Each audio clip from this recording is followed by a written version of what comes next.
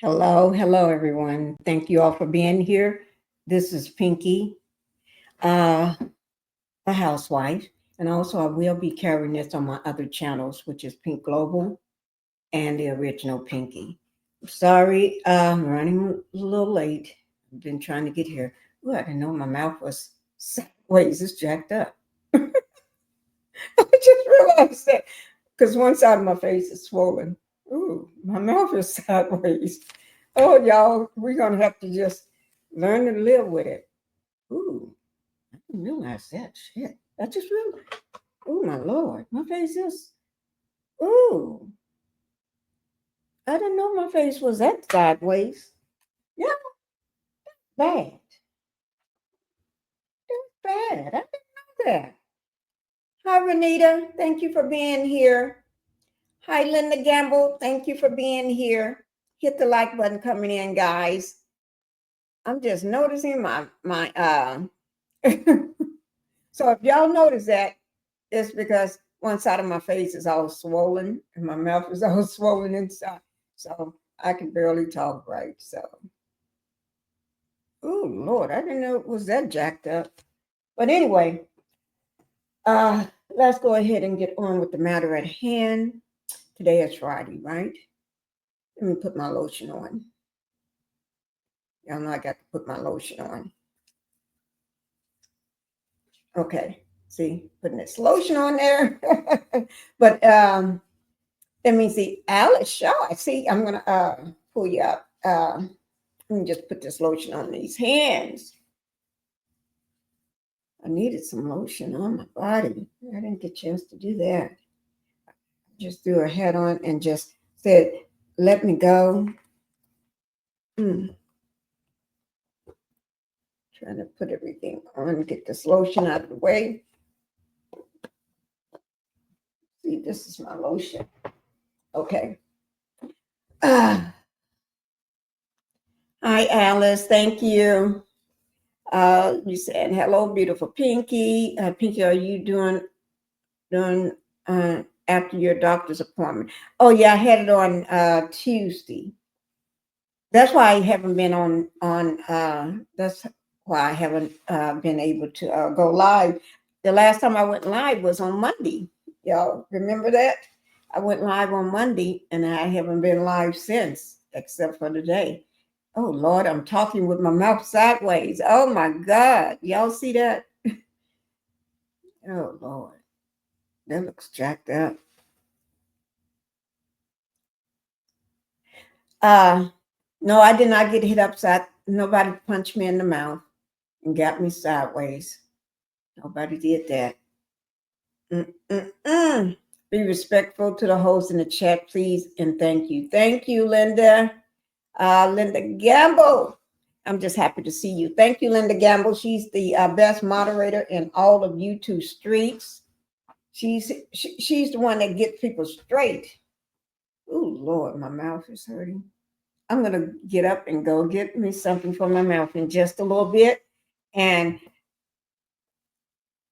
when it starts kicking in, then we're gonna end the live. Okay. Okay. Okay. We're gonna be talking about it's some. Can I just say it? There's some ish going on. Let me take this down. There's some ish going on. Diddy, boss man. He's the boss man from hell. Yes, he is. He'll be the boss man from hell. Y'all just don't know. Sean Diddy Combs, yeah, boss man from hell. But I ain't gonna worry about that because everybody know all the things and everything this man, oh Lord, allegedly did and doing. Give me 1 second, guys. Oh, wait, I have to put my thing to do drink because I have to drink out the side of my mouth.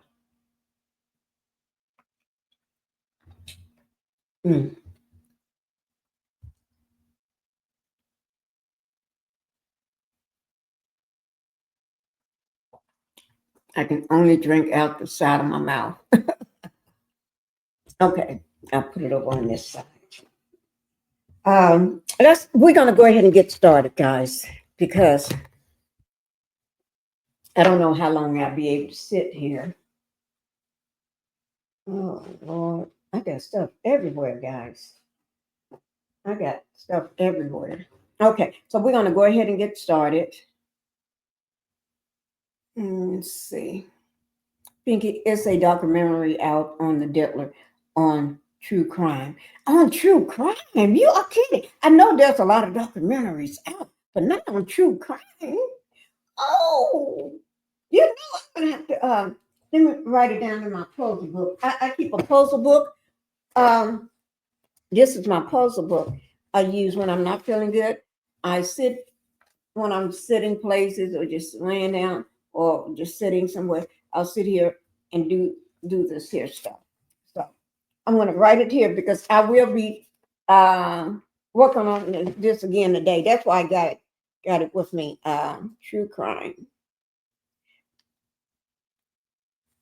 The Diddler. Y'all got me saying the Diddler. I'm trying to be good and call the man Diddy, but it's hard. It's hard. Okay. We're gonna go ahead and get started, guys.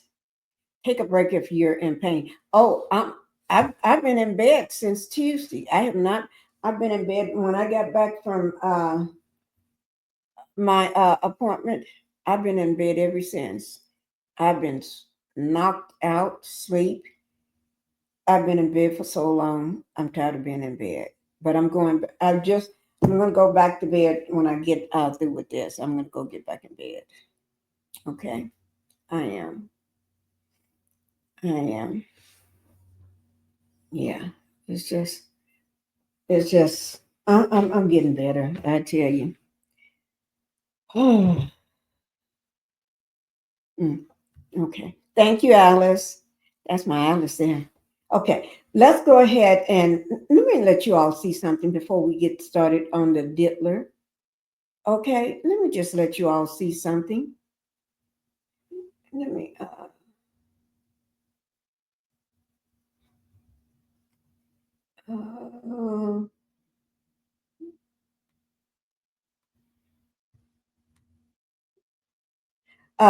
let's start on this first. There's something in here. I'm trying to find it. This here. I want y'all to see this before we start on the Diddler, because once we get on the Diddler, we'll be on the Diddler. Okay? So I want you all to see this stuff.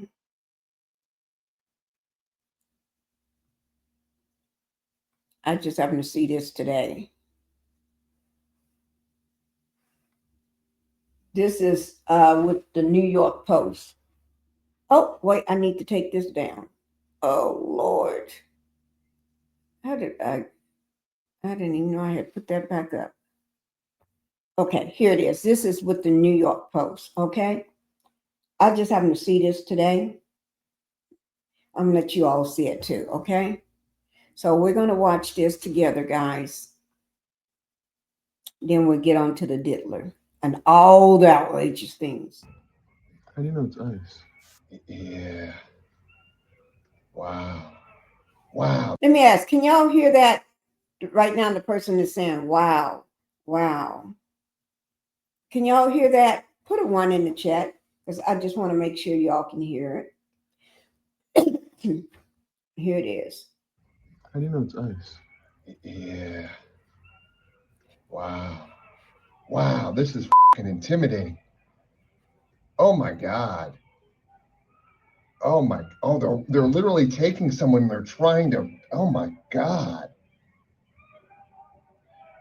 I'm serious. Seriously fucked up. Oh my God.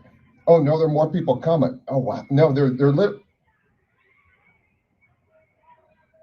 No, this just. I don't know what the is going on. What?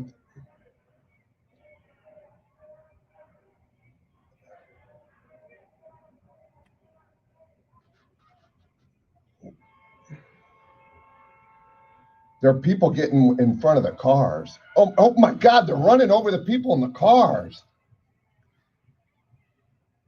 I do.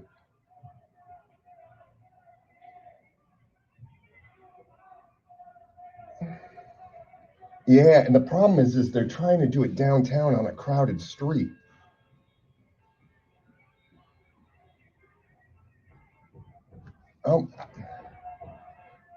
Oh wow. No, someone's going to get hurt. There are at least 20 people in front of the car. Someone's going to get run over. Wow, someone's hanging off the car. Oh my God. Oh God. Holy shit. Oh my God. Holy fucking shit. No, man, this is just, and the cops are there. I think the cops are the ones doing it, aren't they? Oh my God. I'll send it to you. Holy fucking shit. Frightening times, right? What the have we gotten ourselves into? I don't think anybody voted for people running around with I mean, so this is What's just going on over there? Oh no, it's not going to stop. Oh, it won't stop. I didn't know it's ice.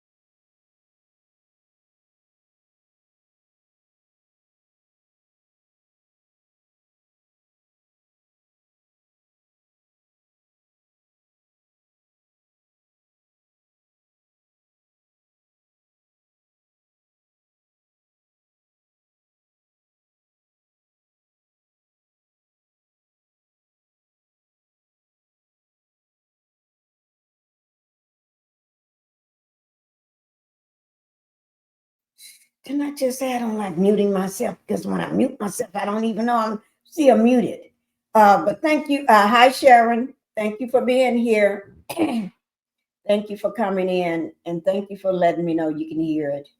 Hi, Alice. You could hear it too. All right. Thank you, guys. Let's go ahead and get on with this Diddy mess from hell. Okay.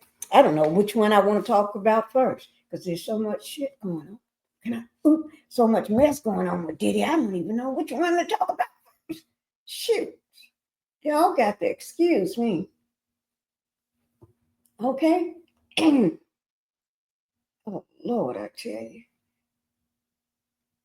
Oh, let me go ahead and put this one up. Because you all, let me just say, we got Jim, we got to talk about the Comey, Maurene Comey. She was fired. She's the one that was the prosecution for Cassie and all them. She was head of the prosecution case. I don't know. Excuse me, guys. She was head of the prosecution case. My throat is bothering me. Well, I just want plain water. I don't have no plain water in here. Let me go get me some plain water. Just some water. Okay. Hold on, guys. Let me put his video up and then let me just go get me some water. Oh, my throat is, I didn't know it was going to act like this. You know, got to give me a break here. This is InnerCity Press. He's going to be giving you the latest update. Okay? So I'm going to make it big for you. Now I'm going to run and get me just some water. Okay, here we are, Matthew Russell Lee, InnerCity Press, here at the Southern District of New York Courthouse. Today, Thursday, July 17th, 2025. Now, we'll get to Diddy in a moment, largely in light of the reported firing of Maurene Comey, who led the prosecution of Diddy, as well as of Ghislaine Maxwell, and would have done get Jeffrey Epstein. That'll be at the end, connected, believe it or not, with the United Nations. But yesterday we covered, again, nearly all day, the Roman storm trial. This is tornado cash, and it's getting interesting because it's emerged from the various victims. First, there was Miss Lynn. That was day one. She went into day two of testimony. Then there was a Mr. Ho in from Vietnam. He was part of the Ronin hack of gaming, $600 million hacked. And he said, taken into tornado cash. But it turns out, as with Miss Lynn, it also went to some other places, which may leave some jurors to say, wait a second, what about those other places? Now, it may or may not be said in trial. In fact, it probably won't be said. FTX was itself, or at least its founder, Sam Bankman-Fried, taken down. Binance remains, but CZ did spend 3 months in jail and is now living in, I guess, Dubai. Coinbase, also a venue, they didn't suffer it. Now, Coinbase, of course, is a muscular player and managed to do the advocacy, including legal advocacy, that led to taking the tornado cash off OFAC sanctions list as an overreach by the Treasury Department. And still it goes. There was also a young man, Andre Lacuna, who was involved in a rug pull scam for an NFT named Frosty. That may seem like some time ago, but he was promised a cooperation deal, and cooperate he did. So we're doing a book about this. You're going to find it soon. In fact, I could even say the title. I might say it. Working title, Crypto Tornado, Cash and Roman Storm. It's coming. It's coming. Sooner than you know. Okay, let's get back. Let's get more serious here. Now, Ghislaine Maxwell, Diddy, Maurene Comey, Jeffrey Epstein. I'm just throwing the names out there. Very shocking. I have to say, I've covered the SDNY for some time, ever since being ousted from the UN. And I actually have felt kind of, people have written to me and said, Maurene Comey, she's the daughter of James Comey. I'm not sure what that means. And it's also not yet clear, at least as of this broadcast, why she was fired. Was she fired in some way about the controversy currently about the Lafayette, Epstein, and Ghislaine Maxwell? Was it for losing the Diddy case? I doubt that, but it could be. It could be. Many of the Diddy supporters, too, didn't like the way that she prosecuted it. There were a lot of conspiracy things swirling, but we're going to look into it. And I'm looking into it as we continue to dig into all things Ghislaine Maxwell, including the UN refusing to answer the most basic questions about why Antonio Guterres had a representative on her Terramar board, for example, about why she was in the UN press briefing room giving a briefing at which we asked a question and were banned. UN also still not answering some Diddy-related questions that some may be aware of. So we're going to pursue all of the questioning today. But largely, there was also yesterday, 5:30, the Blake Lively versus Justin Baldoni.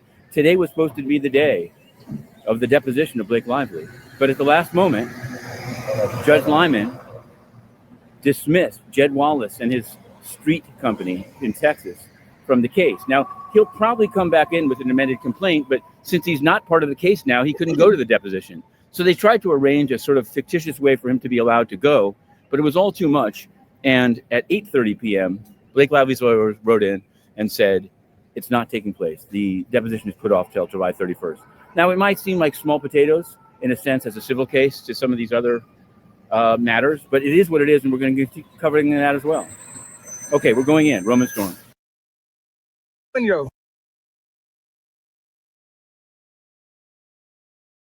Okay, guys. Welcome my thoughts. Thank you for coming in. And you're the only one I got left of your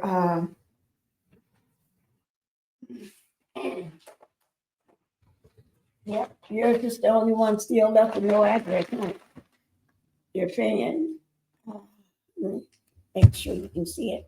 Your green fan. Everybody else, there's been, and some people already received. So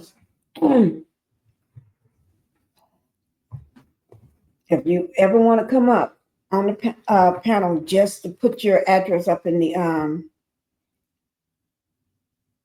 my private chat, you can. I'll drop the link if you want to come up and just put it up in the private chat. Nobody can see it up there but me. Okay. My thoughts. Thank you for being here. Oh gosh, my throat is bothering me. Carlton, thank you for being here, Carlton. Thank you. I'm glad to see you. Thank you, and Petitious, for being here. Thank you. I'm so glad to see you all. I know y'all haven't seen me since Monday. Yeah, it's been since Monday since y'all seen the likes of me. Yeah.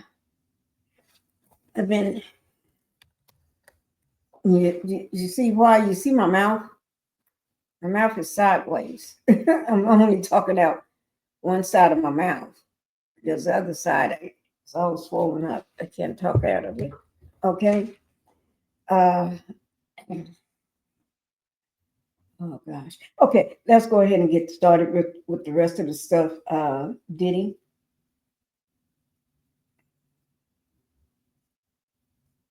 Okay. Okay. Oh gosh, this is hard. Okay. Let me just say this. This is going to be so shocking. I'm not sure. Let me pull it over here. So I'm not sure whether y'all know or not or heard this information. I'm going to bring it up so you can look at it this way.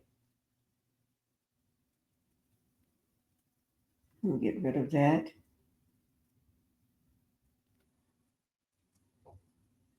Let me see,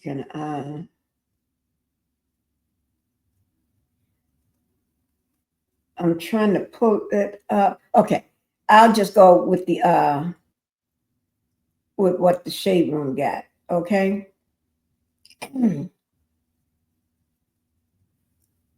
I will send you my address again. Thank you. You're welcome. Thank you, my thoughts. Because I'm not getting it. I'm not getting it at all.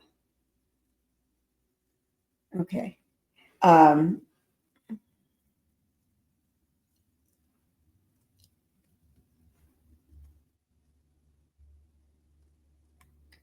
going to show you all this. Now, this is wow. This is wow. When I say a wow, this is wow.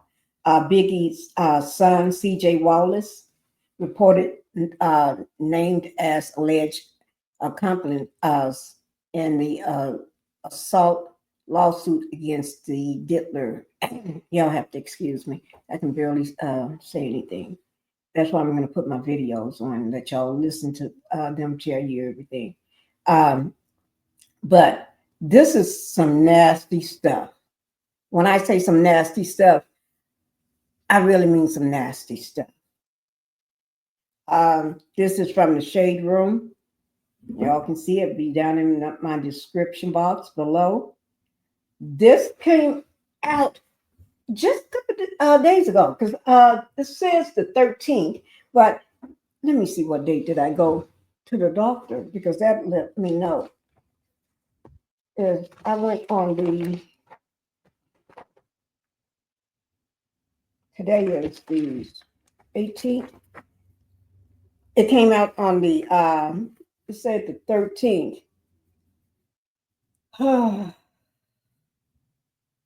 I was at the doctor on the 15th.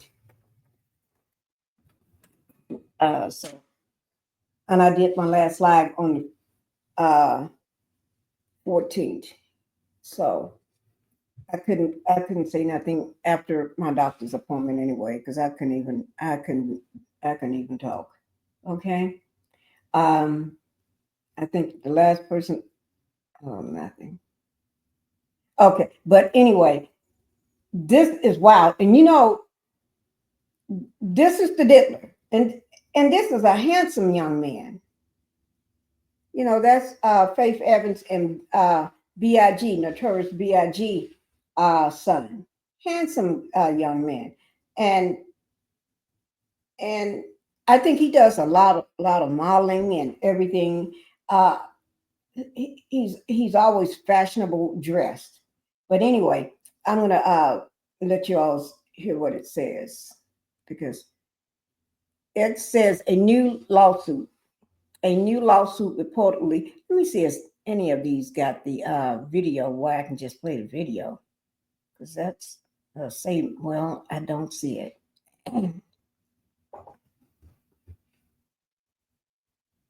Your hair out. Let me take your hair out. She's like, no, I like my hair. You're not taking. Things went from to 100 from there. So he sent the screenshot, and I'm like, If getting your money. Oh no, I don't want to see that. Okay, guys, let's just go ahead and go with it this way, okay? It says a new lawsuit reportedly filed earlier this month claims the Diddler threatened Notorious B.I.G. Purportedly through a Notorious B.I.G. shirt covered in, y'all know that stuff that what do you call, the waterfall stuff out of his hot dog. Y'all understand what I'm saying when I say the waterfall stuff out of his hot dog? Yeah. The shirt was covered in his waterfall shirt. I mean, the shirt was covered in his waterfall stuff out of the hot dog. Well, I'm just going to say it one time so y'all know what I'm saying. Semen as a man. And that's it, because I don't know whether you two want me to say that. Now, it's been revealed that the same lawsuit also accused the late rapper's son, C.J. Wallace, of playing a role in a separate alleged incident involving the music mogul. A second alleged incident? I told you this is some stuff coming straight from the depths of hell. There's got to be some stuff coming up from the depths of hell. I'm going to have to start putting up this image. So when y'all let me just put this image up. Let me just do it right quick. This is some nasty stuff here. I can't even on my sick, me being not feeling well. Wait, let me do it again. Me not feeling well. Shit, this is still too much for my brain cells. You know, when you're not feeling well, you don't want to be. Oh, let me just put it in here.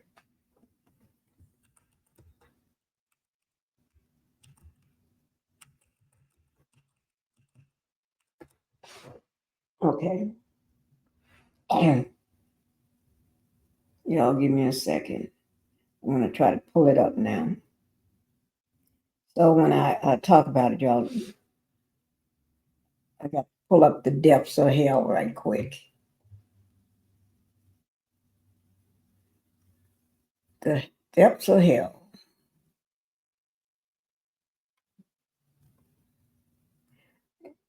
I just made this one up right quick. As just a second ago, I just made, when I say the depths of hell, that's what we're talking about. Liquid red fire. Okay? So when y'all see that, that means I'm talking about the depths of hell. The ish from hell. Okay? So when y'all see that, that's what I'm talking about right there. Okay? I just made that one up. Okay. But anyway.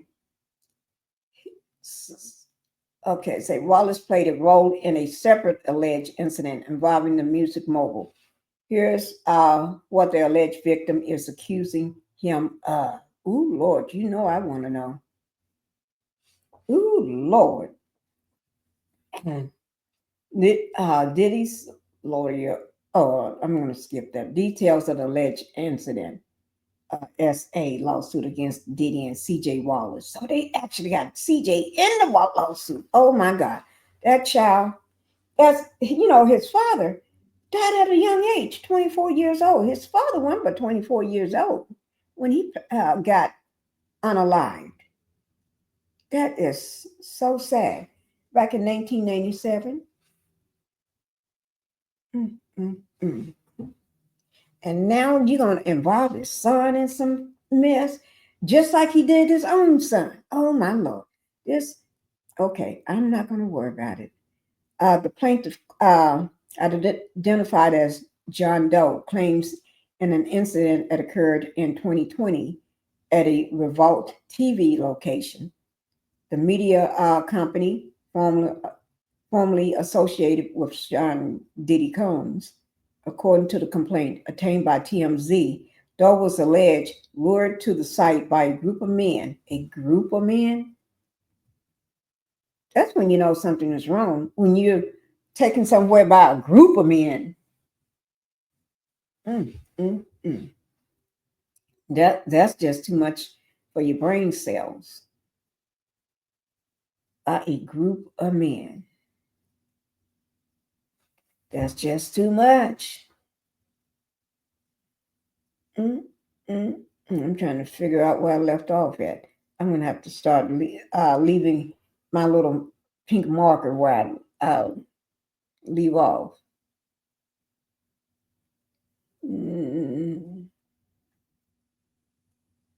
A group of men, including CJ. Okay, led to the site by a group of men, including CJ Wallace.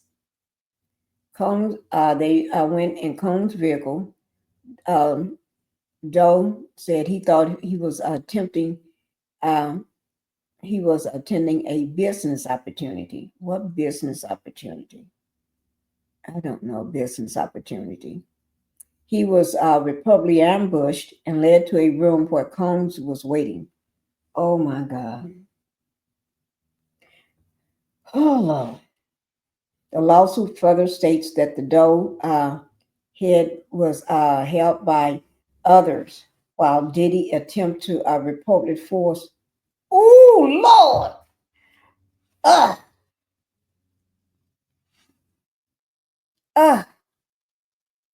Guys. Y'all hear that? Y'all hear that? The man's head was held by others. That means held by other men. Other men. You got to hold a person's head without closing your eyes so you can see what's going on, or how far to hold the head. So that means you know what was going on. You can see it. You're going to stand there and watch some other man's hot dog, and then you helping the other man by holding the head of the victim while he put his hot dog in another man's face or mouth. Oh Lord. Somebody, I tell you, that's just gross. That's just gross. I don't know. That's just gross. That just got me sick to my stomach. Maybe I'm just sick to my stomach anyway. Okay.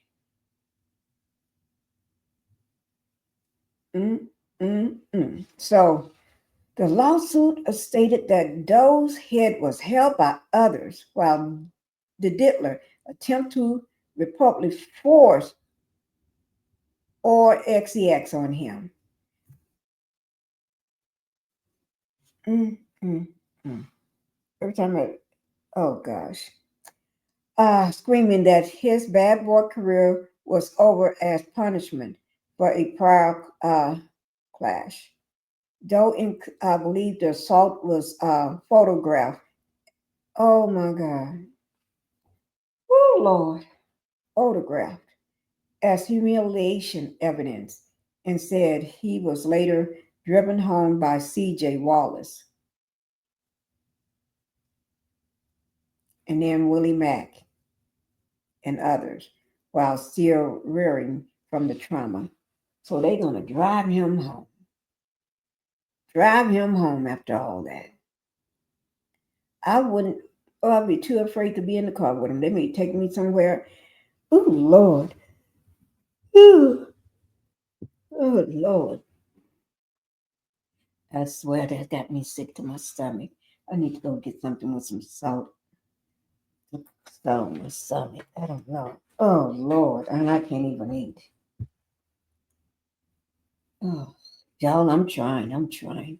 But this, oh, let me put this back up. But this is something else. Mm.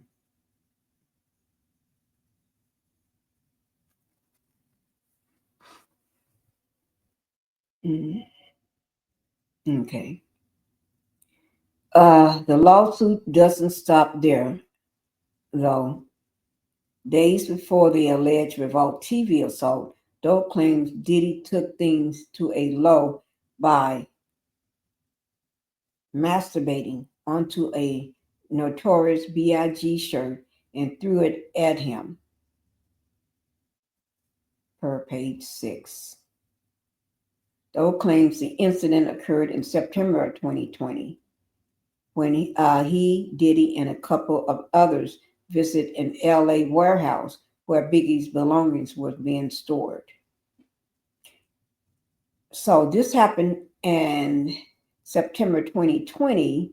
This other incident happened, let me see what date that was. Okay, wait, let me get closer so I can see. So, occurred in 2020 at Revolt TV location. Now, this is at the warehouse, a warehouse in LA where Biggie's things. This is in 2020. So, two separate incidents in 2020. One alleged is September 2020. Oh my God. So, you know not to go nowhere with them folks when they come your way. I don't care who they telling you to go see. Don't go nowhere near. When you see them coming, you you don't go nowhere. Matter of fact, it's time for you to get up and go. After drugs was alleged provided, that's when you don't take no drugs with this man. You don't take no drugs with this man. Some people paced around the warehouse while Diddy and Doe ended up in a room. Oh my God, this is that room situation. There, the lawsuit claims Combs was watching adult content on his phone. When you see him watching that on his phone, time for you to pretend like you got to go to the bathroom and get the hell out of there. You got to go pee. You got to go do anything but stay in that room. You got to get out. Okay, you said ginger ale. Oh, I forgot about that because I haven't had none in a while. I got that. Let me go get some. 10 things. Okay, 4 lakhs. Okay, I'll go get some. I got that. When I put on my video. Oh Lord. Okay, that happened back then. Drugs was alleged. People paced around while Diddy and Joe ended up in a room. There, the lawsuit claims Combs was watching adult content on his phone. He then alleged looked for a piece of clothing to masturbate on. This reportedly prompted him to grab one of Biggie's old shirts. What is he still doing with Biggie's stuff? Wouldn't it be more valuable to the family? Wouldn't they want their dad's old stuff? You see what I'm saying? Wouldn't they want his stuff? Or maybe they could sell his stuff for money and stuff like that. What is he still doing with Biggie's stuff? That's a question that that don't make no sense.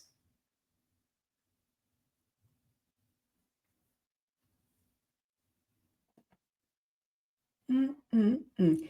After reportedly ejaculating, the diddler alleged threw the shirt on Doe's lap. Laughing and proceeding to say, "Rest in peace, Biggie." Woo! Time to put up that photo again. Time to put it back up. Oh Lord, there we go. There we go, guys. Sometimes you got to put it up. Okay? Sometimes you got to put it up. He threw the shirt in the man's lap and laughing. Rest in peace, Biggie. The plaintiff also described a sit-down meeting where Diddley, what? Sit-down meeting? You don't take no kind of meeting. That's the problem. Y'all are, some people are, I'm not calling nobody desperate, but some people are throw their life away just to be in the industry. You don't have to let people do something to you 2 and 3 and 4 and 5 and 10 times and 20 times. One time is enough. Even the attempt to do one time would be enough for me. Because I'm not going to put myself in a situation where I got to be controlled by a narcissist. And I ain't going to say it. Y'all know what I want to say. I'm not going to even put myself in that situation. It just makes me.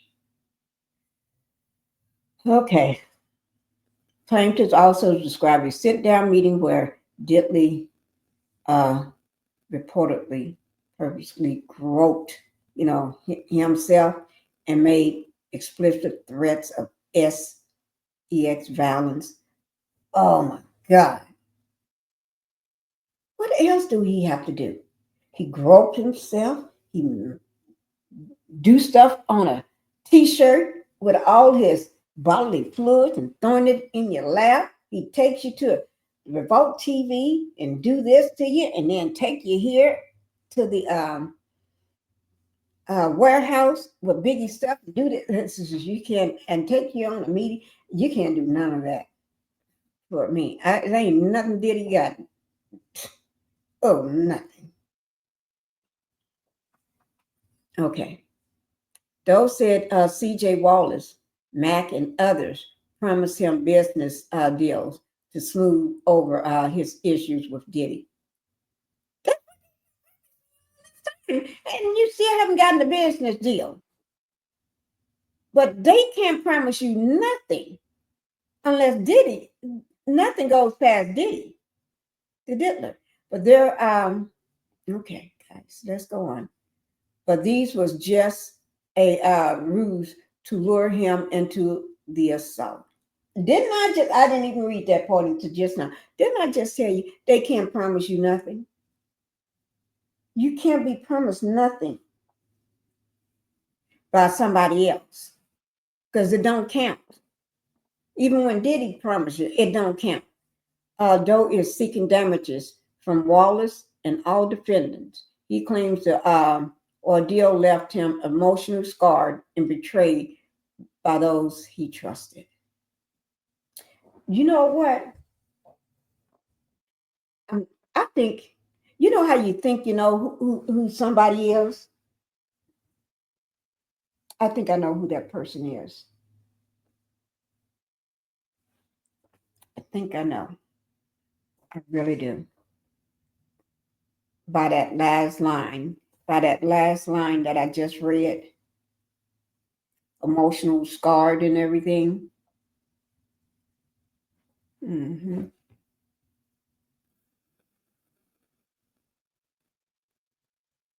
Yeah. I think I know who that is.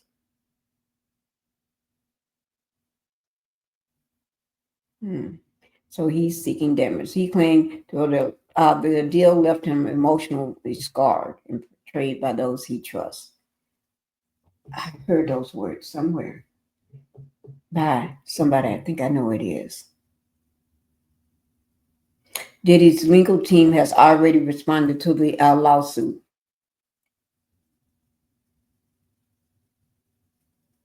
Don't forget, Combs' trial is October the 3rd at 10 a.m. Coming up soon, while he still sits in jail, guys. Combs' recent legal win and upcoming sentencing. I just said that, October the 3rd. Okay. And new lawsuits arrived after Diddy almost 2 months long RICO and sex trafficking trial came to an end. A federal case wrapped. Okay, I ain't got to worry about all that. Okay, guys, this is some mess. This is a mess. This is a mess here. When I say this is a mess, I'm telling you, take it from me. It's a mess. Okay, so let me just do one thing, guys.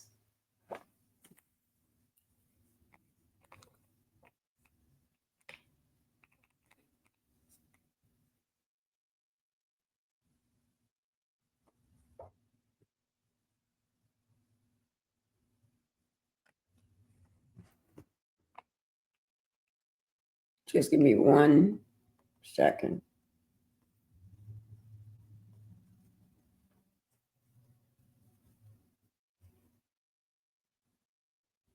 Okay. Hoo. I just need to keep a track of this here. And I'm just going to put it back here so I can keep track of it. So that information, guys, will be down in my description box below my video. All right. And let me just go on with, now let me pull up on the stuff that I've been wanting to go over with y'all.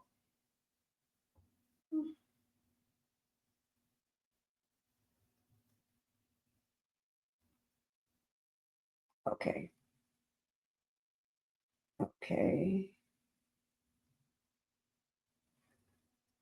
Give me 1 second, guys. And this is somebody, somebody else that got the same thing, reported on the same thing. I think this, I'll let y'all see it. So I guess everybody was reporting on it right there. Y'all see it right there? I'm not gonna, he got it on him. He got his stuff on me. And this is TMZ. Y'all see that? I ain't going back over this.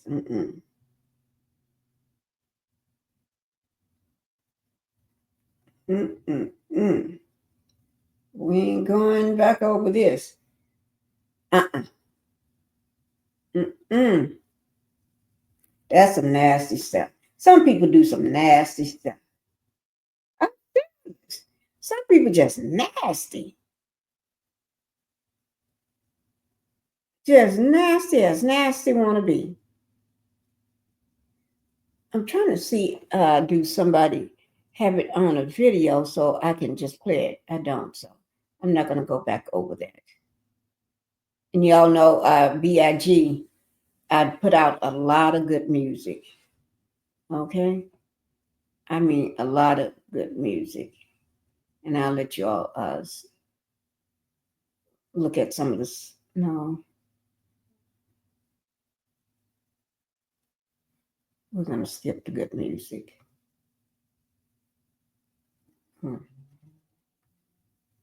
Okay.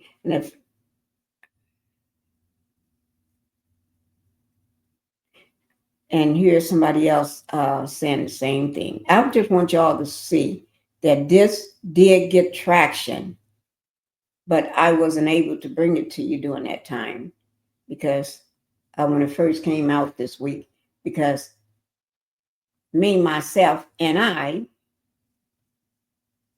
was recuperating. So here it is, right here. Y'all see it. Biggie's son accused of facilitating Diddy Force OS, according to the lawsuit. And this is TMZ got it playing it. And I'm not going to play it because I don't want them. Diddy, he seems like everybody is getting corrupt. He's corrupting everybody.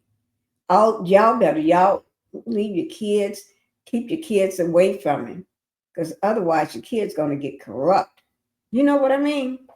they end up doing things that they wouldn't even think of doing. Now, also, I want to talk about Maurene Comey too. Let me go ahead and bring this video up. I'm trying to do as much as to save my throat from hurting. Okay. This also will be down in my description box below my video, guys. This is with Face the Nation. DOJ fires Maurene Comey, federal prosecution in the Epstein. Well, let me just bring it up for you first. Then we'll. This is in the Epstein and Sean Diddy case. And chaos is going on right now over the Epstein. Oh, Lord, it's drama. I have to close my ears up. There's so much drama going on with that mess right now. Oh, Lord. It's like somebody had opened up the floodgates. I tell you, somebody had opened up the floodgates, and everything is a mess, a mess, a mess. Before I do that one again, I found the video on this one here. Let me just drop this one down for 1 second. I just found, because you got to remember, I just found the video. Okay, here it is right here.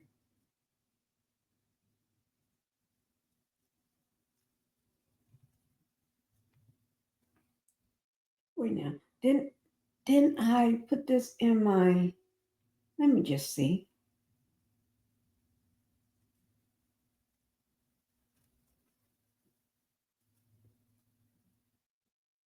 Oh, here it is. Okay. Now, this is another. Okay. Let me just bring it up. I'm going to just be quiet and just bring it up. Like I said, the information for Law&Crime Network will be down in my description box below my video.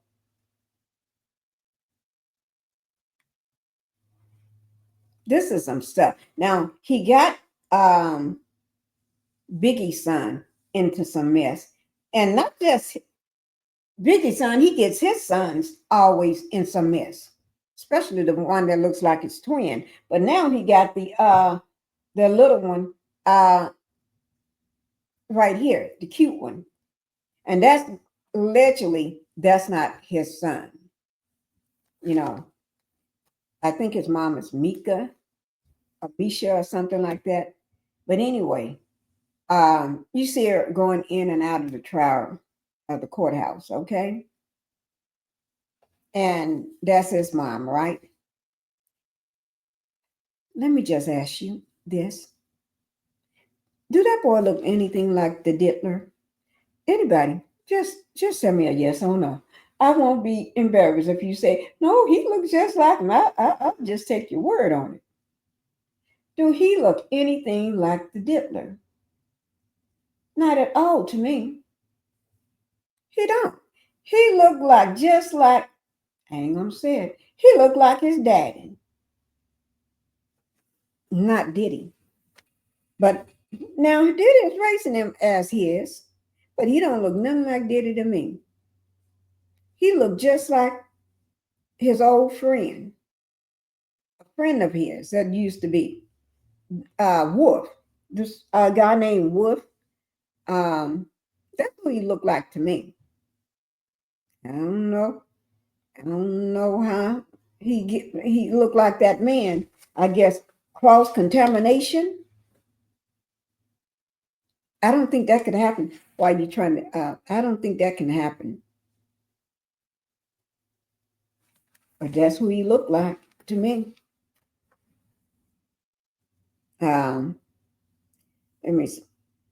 Now, to me, he looks like Wolf. His name is Anthony Jones. He go by Wolf. But he was Pow down.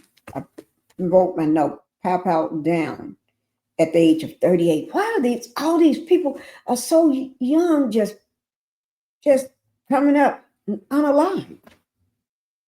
whether they go by pneumonia, unalive by pneumonia, heart failure caused by pneumonia, heart failure caused, I don't know, or being pop out down or natural causes. See, if you're not pop out, you got pneumonia. I don't know. Somebody think this was a I ain't gonna say that. I'll be quiet. I'll leave that on out. But anyway, and they talking about over a woman, and everybody that was at the scene, it was what's his name that was on the show? He was on a reality show. I showed y'all him at somebody's funeral. Was it somebody's funeral? I showed in my last video on Monday. Is it Mark Cooper? Him and another guy said they saw the whole thing allegedly, and they wasn't fighting over a woman. It was nothing. It was no fight over a woman where somebody was unalive by pow pow. That's not what happened. So but the Diddley team said it was over a woman. Okay, that don't sound like men would go that route over a woman, but that's what I believe. What what's his name? Mark Curry. Is it Curry or Cooper? One of them, Mark Curry. Mark Cooper. His whatever his name is, I can't remember last name. But anyway, he used to play on this sitcom back in the day. Hanging with Mr. Cooper. Is that it? I can't remember. Y'all know I'm bad with remembering people's names. But anyway, he got pop out down in Buckhead along with another man. And he was pop out and went unalive November the 11th, 2023. I was trying to figure out the best way to say this. He was unalive November the 11th, 2023. Okay. 38 years old. But I'm going to go ahead and play this video. Okay. And so I can get something to help soothe my throat again, but I'm going to be listening. I'm going to drink my water, just my plain water. I got some lemonade. But Linda told me to go get me ginger ale. So I'm going to go get a ginger ale while I play this. Now you all going to want to watch this. I'm going to be watching it too. While I walk to the refrigerator or the kitchen to get a ginger ale. No, they're not in the refrigerator. They're in the wine cellar thing, where all the drinks go. Okay, I'm going to go get me a ginger ale. Oh, I don't like them that cold. So I'm just going to put ice in it and drink a little bit. I don't know. I may get it cold. I don't know. But anyway, I'm going to go do that. And while I do that, we're going to be watching this at the same time. All right? Because this is good. You're going to want to hear this because this is crazy. A father getting his sons. Why do you want your son to be a criminal? Your sons and somebody else's sons, kids, young people. Oh, my Lord, you want better for them. I guess not.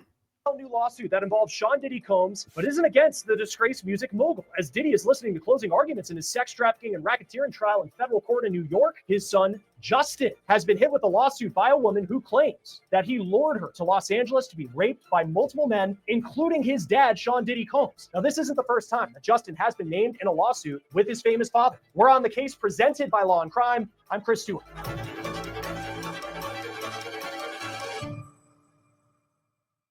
How about the timing of this new lawsuit involving the son of Sean Diddy Combs? It was just in the hours after the government on Thursday finished their closing arguments in the case against the disgraced music mogul that we learned about this new lawsuit against Sean Combs' son, Justin.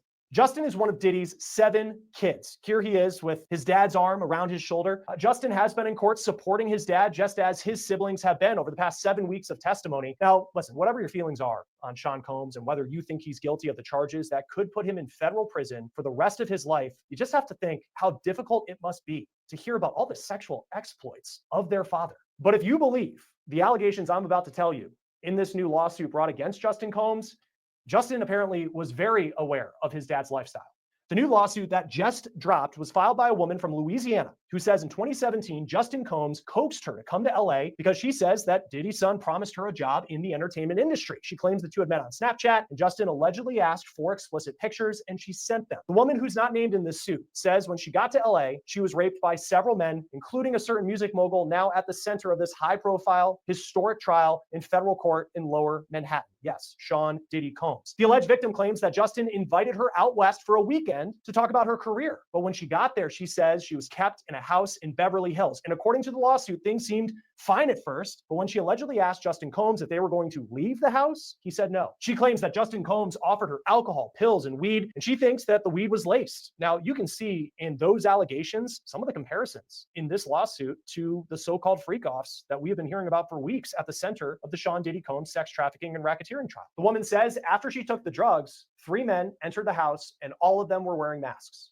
Now, it's unclear what kind of masks the men were wearing, but when I read that part, I thought about the testimony of Sheree Hayes in the Sean Diddy Combs trial, the escort known as the Punisher. He testified that during a freak-off, Sean Combs allegedly wore a face covering that he likened to a Muslim hijab. In the lawsuit against Justin Combs, the alleged victim says that she knew that one of the men was Diddy just because of his mannerisms, but how about this? She also knew it was Diddy because she says that Justin, as his dad, entered the home to allegedly rape a woman that he brought to LA, called Diddy, quote, Pops. Now, we see on Justin's social media that Pops is the phrase that he often uses for his dad. In this lawsuit, the alleged victim claims that she was led to a bedroom where she was allegedly told, quote, you better let this happen or else. Then she says that each man took a turn raping her, calling it a, quote, brutal gang rape. After that, she was taken to an airport on Monday and flown home. Not only is Diddy facing the possibility of spending the rest of his life in prison if convicted of all the charges in his sex trafficking and racketeering trial, there have been nearly 80 lawsuits filed against him in civil court. Many are still active. Several of the lawsuits accuse Diddy of sexual abuse and are filed by people who are not giving their names, just like in this lawsuit that we're talking about. This also isn't the first lawsuit that Justin Combs has recently faced. Justin was named in a suit brought by music producer Rodney Jones, who goes by Little Rod. Rod claims that Diddy coerced him into sexual acts. And you can see the suit also names Justin Combs and accused Justin of covering up a shooting in 2022 at Little Rod's studio in LA with his dad. In May, a judge did dismiss Justin from Little Rod's lawsuit, so he is no longer facing those allegations. As for the lawsuit filed in the hours before his dad's attorneys were to make closing arguments, E! News reports that Diddy's attorneys have denied the allegations, but it's unclear what Justin's response is at the time of this recording. Joining us now is criminal defense attorney Will Corman. Always great to have you on Law and Crime. Thanks for being with us.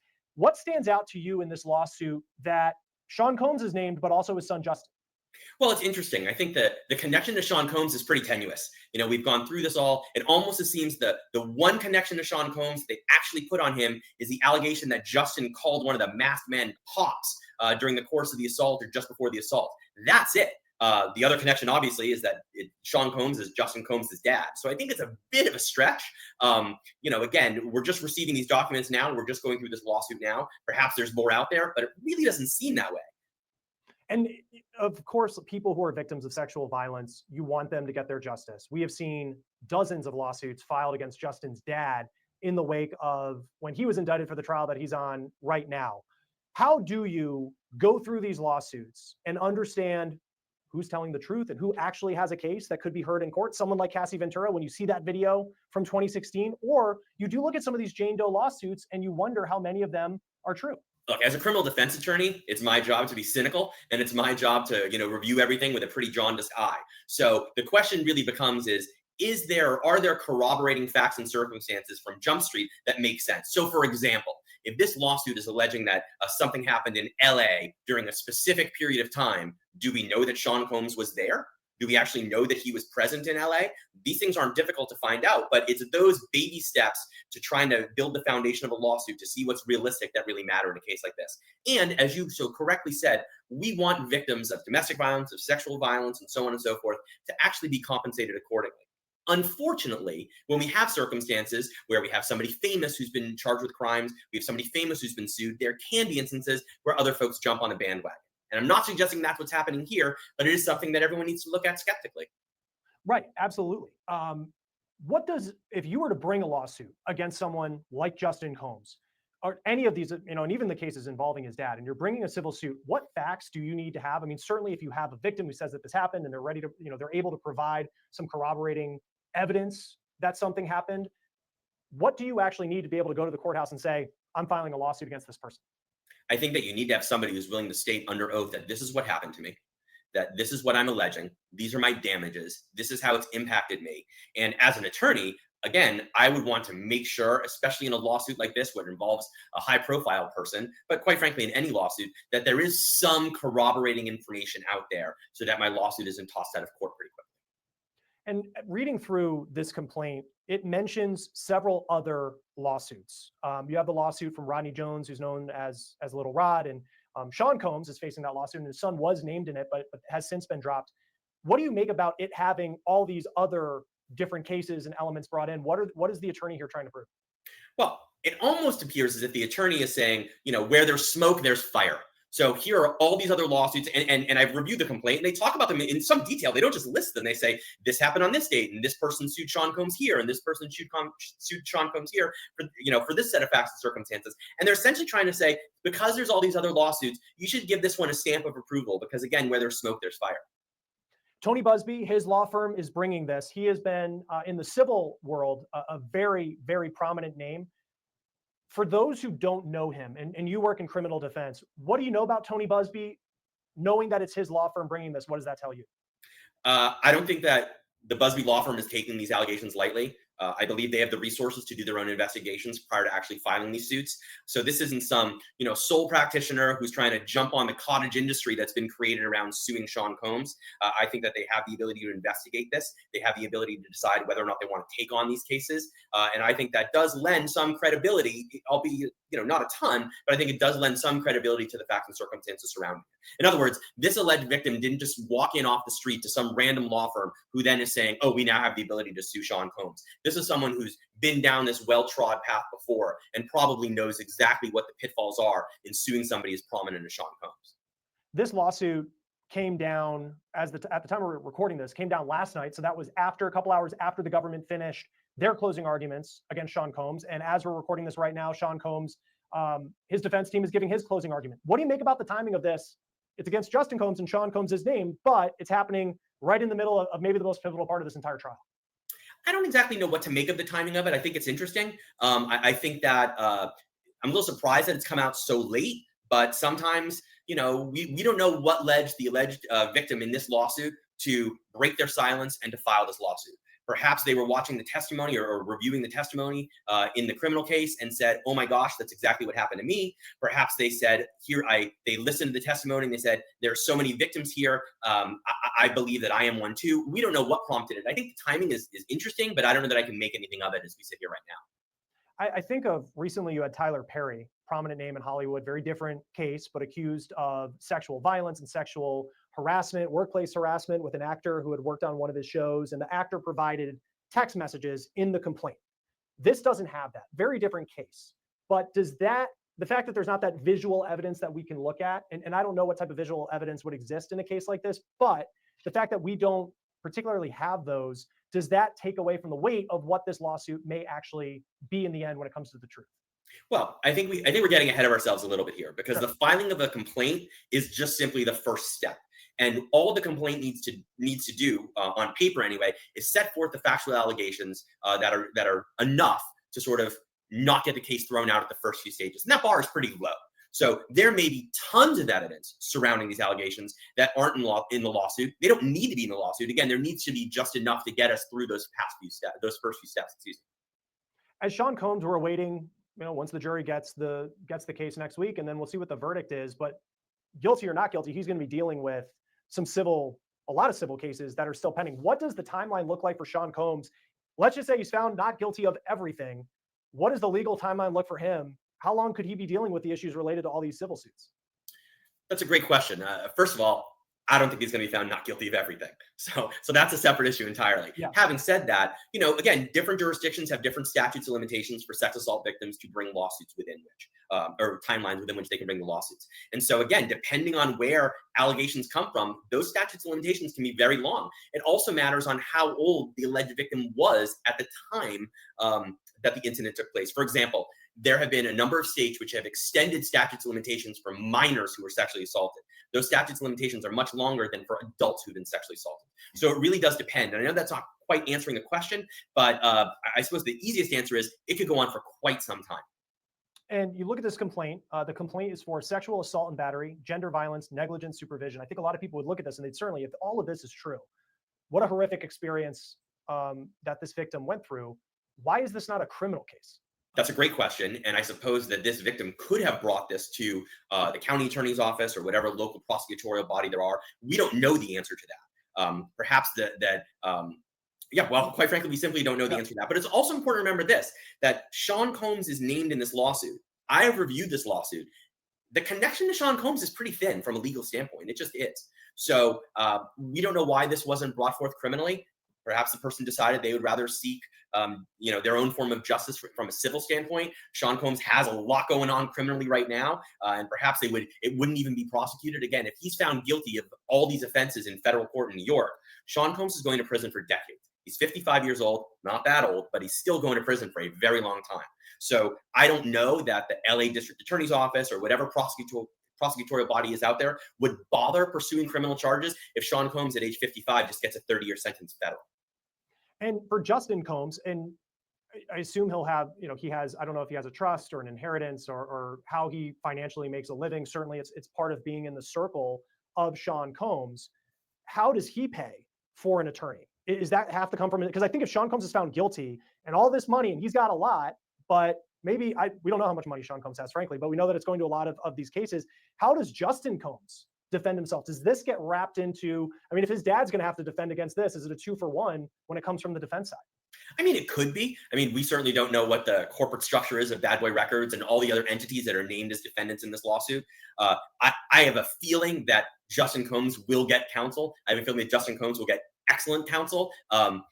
How it gets paid for is probably something we'll never know, but it's not as if he's going to be flipping through Google looking for a lawyer to represent him on this.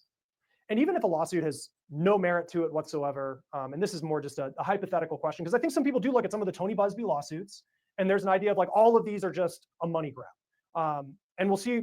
To your point, I mean, a very prominent name who is representing alleged victims to Sean Combs. But if someone were to file a lawsuit that's fruitless, you still, as the person who is being accused in that lawsuit, would have to pay for an attorney, have to show up in court and kind of play along. Is that like you have to play along with the lawsuit until it's dismissed? Sure. I mean, you can't read a lawsuit and say, this is garbage, crumple it up and throw it away and then ignore it. It doesn't work like that. You would have to get a lawyer who is able to get in front of a judge and explain to the court why this lawsuit is frivolous and should get cut off at the soonest possible opportunity. And as I said, there's now a whole cottage industry surrounding these Sean Combs lawsuits. There just is. So no one can afford to simply ignore this lawsuit and pretend it didn't happen. It needs to be addressed, frivolous or not. Again, I certainly don't know if it is frivolous, but regardless, everybody who's named as a defendant here does need to take it seriously. For this plaintiff, beyond assuming, I mean, Diddy's defense has said that there's no merit to the story. We haven't heard at the time of this recording from what Justin Combs, his representatives are saying. I mean, right now he's sitting in court listening to the closing argument that his father's defense team is making. But beyond a witness's account, and she says she was there and this happened and it was horrible. And if there's no other evidence and it's a complete he said, she said, how does that play out in civil court? So again, it's enough. I mean, a victim getting up on the witness stand and saying, this is what happened to me, that's evidence. Now, a jury may want corroboration, but there's no requirement that there be any. And that's the job of opposing counsel, right? To say, well, how come there's no DNA? How come there's no text messages? Where's all the proof other than the victim's testimony that this happened? And that's what they would argue. But the fact of the matter is it is enough. There's no requirement that there be something else out there, some smoking gun, literal or figurative, to show that this actually happened. If this witness is able to get up on the witness stand, go through direct examination, go through cross-examination, if the jury finds that that person is credible, that's enough. And lastly, for you, kind of an on-the-spot question. If you had to guess how much Sean Combs' legal fees are for fighting back on these civil cases, I mean, ballpark, what would you think? Are we talking about just the civil cases? Or are we going to, Well, let's start with civil first, because then he has, the starting, like the all-star team of lawyers on his criminal side as well. And I'm sure that's not cheap. The 2025 dream team, as it were. Right. I can't even begin to imagine what this looks like. I just can't. I mean, we're talking about. Okay, guys. That's enough on the on that information. the main thing I wanted you all to hear is the fact that the diddler got his son, well, what he calls his son, involved in a case as well as BIG, BIG case got his son involved, CJ involved in a case. You see, it doesn't work out. Let me just show y'all. I got my ginger ale. See? Ginger ale. And I'm drinking it right now.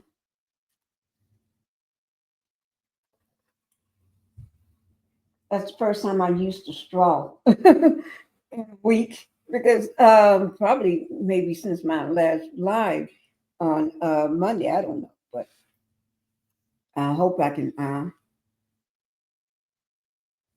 Lips are going straight up this way. This side of my face is all swollen up, and it's got my lips going sideways. Now, if I tip my head this way, they're leveled off. If I hold my head straight, it's going up. Okay, that's why I can't barely smile. Okay, thank you, Linda Gamble. Okay, so I wanted you all to hear that. Not only do he have his son, Justin Combs, and the reason why I'm pausing because he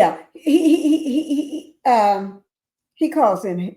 He's been raising a kid, so I'm going to call it his son. Yeah, Justin Combs also enmeshed in a lawsuit, but and he was in that little Rod's lawsuit, but they dropped his name. But with all this stuff going on, there's no doubt his name probably going to pop up somewhere else and something else, because did he keep him like that? Because that's control, so he can have that control over not just his family, his kids and family, but other people, his employees. No matter who you are, he's going to keep control over you. Okay. And then just like he did BIG, his son, got him mixed up in this mess. These young people, and allegedly he had something to do with Biggie's not being here. Notorious B.I.G. not being here. His unalive in 1997. That's alleged that he had something to do with him not being here. I don't know. But that's word on the street. That's what they're saying. I can't change what they're saying at all. Okay? So I'm going to go ahead and get rid of that one. I just really wanted y'all to see that. Now we can go ahead and watch this. Now, I really want to watch this. Okay? Now, this is the prosecution that was that brought forth the case for the diddler. I'm going to let y'all watch it. This information will be down in my description box below my video. All right, here we go. All right, the Trump administration has just fired one of the prosecutors involved in the Epstein case, Maurene Comey. That name sounds familiar. It is familiar because she is the daughter of former FBI Director Jim Comey. She also led the prosecution against Sean Diddy Combs. And so let's bring in CBS News legal reporter Katrina Kaufman to talk more about this. You covered the Diddy trial, gavel to gavel. I didn't even know that she was part of that and that she prosecuted that. What are you hearing about why this is happening? So, Vlad, I've heard that from sources that not even Maurene Comey knows why this has happened. We know that she was given a memo. It mentioned the Article 2 presidential power on it. We were also told by sources that she was taken out for impromptu drinks by her now ex-colleagues last night. But there are so many questions here. Why this has happened, the timing of it. She just led this major prosecution against Sean Combs, but she was, as you mentioned, also involved in investigating Jeffrey Epstein and prosecuting Ghislaine Maxwell. These are trigger issues for President Trump right now. We also know that he is investigating her father, James Comey. So there could be a lot of reasons here. We're still looking into it.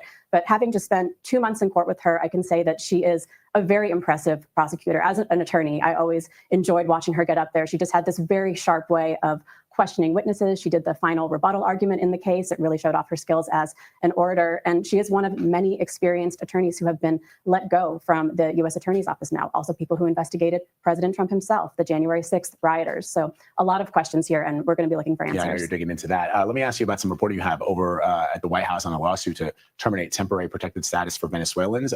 What did we hear from the Ninth Circuit judge overseeing this? So, Vlad, yesterday there was a hearing, and this was the government appealing a lower court's decision to block the Trump administration's ability to terminate that temporary protected status. This could affect about 600,000 Venezuelans in the United States. Now, the panel didn't make any decisions, but they did ask a lot of questions that expressed skepticism, Vlad. For one, they questioned the timing of this termination. Secretary Mayorkas had given a new cohort of Venezuelans this TPS status in mid-January. Only 2 weeks later, it was taken away by Secretary Noem. And one of the judges said, what could have happened in 2 weeks? How could the new administration have done a new assessment in that short of a time period? Another one of the judges, Vlad, said that Secretary Noem and that, frankly, President Trump had made comments related to Venezuelans that he said were, quote, arguably racist. So there are questions here about whether this is motivated by racial animus. That's something that the government absolutely denies. And the only thing that all parties seem to agree on is you can challenge these on an individual basis. So if someone is a national security threat, or if they've engaged in criminal activity, you can challenge their temporary protected status. But whether they can do this blanket removal is still up in the air. All right. Katrina Kaufman, nice to have you in studio as opposed to the hot sun outside. Good to see you. Thank you, Vlad. Thanks. I wanted to just start with your reaction to the firing of a distinguished line prosecutor, civil servant, Maurene Comey, and as someone who served in the role of Attorney General, to give a context of how much of a sort of violation or abrogation that is of what has been Department of Justice protocol and practice for decades, as far as I can tell. Well, I think the dismissal of Maurene Comey is a travesty. It's inconsistent with the way in which Justice Departments under Republican as well as Democratic attorneys general have conducted themselves. But what happened to Maurene is consistent, unfortunately, with what has happened to a number of other career prosecutors and FBI agents who, for whatever reason, got on the bad side of this administration. And this administration, this attorney general, Mr. Beauvais, Todd Blanche, have not had any concern about dismissing people for reasons that are wholly inappropriate and inconsistent with traditions of the Justice Department. And this is going to come to bite them in the butt, because no one now believes that the Justice Department is doing things in a way that is really moored to the truth. And we're talking about this latest revelation. I think people need to ask themselves, in terms of the release of materials, do you really think that Pam Bondi and the Justice Department are making the determination as to what gets released? Or, because she is the lawyer for Donald Trump as opposed to the American people, or is her client, Donald Trump, and the people in the White House, making the ultimate decision? And I think that it is clearly the White House that's making the determination about the release of these materials. Okay. Guys. She was the lead attorney for the Sean Diddy Combs case. Also, she's the one that prosecuted Ghislaine Maxwell and Jeffrey Epstein. So what gives? Guys, I swear, this man is, I don't know. I ain't gonna say it. But let me just say, y'all remember that live I did where I showed the juror that came out right after the Diddy trial was over, after the verdict, right? He was, remember I showed that live. I showed it on my live. And let me just pull it up, because the reason why I'm saying that, everybody's been all over this man. Everybody. Remember, I kept saying that for some reason, this stuff don't sound right. I kept saying that something ain't right about the way he keeps saying we. And I said he would never answer a direct question. Every time somebody asks him a direct question, he never answers a direct question. Okay, let me just do something.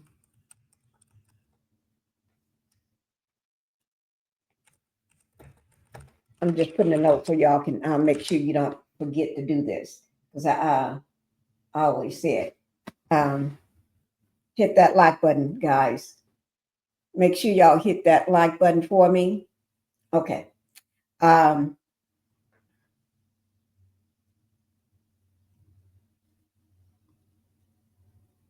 Okay.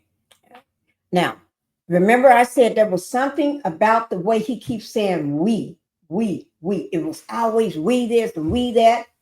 When she asked him a direct question, he never answered a direct question. It's always involving the word we. And if he starts saying, well, then he'll switch right up we. And we thought this, we did this, and we felt this way, and we felt, but you all then supposed to deliberate until the judge tell you. The judge always mentioned, normally during a trial, do not talk with each other, do not listen to this, and don't do that. Don't talk to anybody about the case or whatever they normally tell you. Basically, they're telling you, leave this alone. Don't talk about this outside of what's outside the courtroom. But don't talk inside the courtroom. Just be quiet. You just listen. You don't talk to nobody about what you heard. Okay? And don't be Googling nothing. Right? And they mean with each other too. And he just let the rats tail out. He been talking about it with everybody. And not just, and then he kept contradicting himself. You didn't gain no new information. He just trying to, and I think he's going to write a book, in my opinion, but he got what, 300 or 350 pages of notes. He wants to sell those notes. That's what, allegedly, that's what he's trying to do, sell those notes. This man is, I knew something was up with him. And then his job, remember he said he had this job. I told you all he had two jobs, right? Something high level. I can't remember the name, what it was, but it was a high level position that he don't supposed to be in that courthouse anyway. And then he's a realtor, right?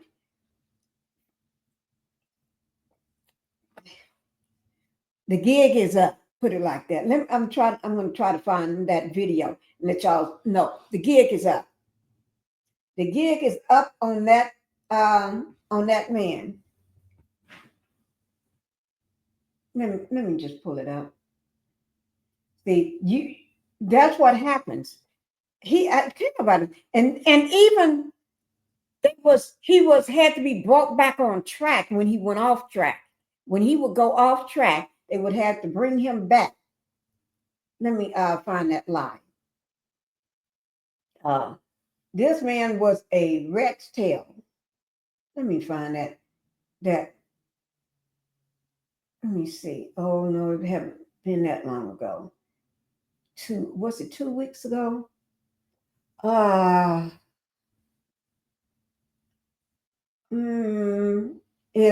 His court thing was on, let me see. Had to be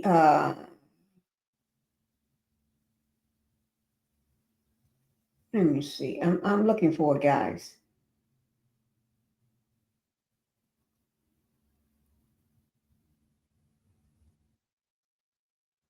This is jury deliberation verdict. I'm trying to find it for y'all.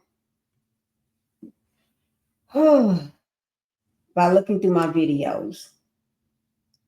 Let me see. But the crowd grows while waiting for the jury. That's not it. The jury reached a verdict. Count out of 5. Oh, y'all remember when I said the jury reached a verdict? Let me just pull this up for y'all.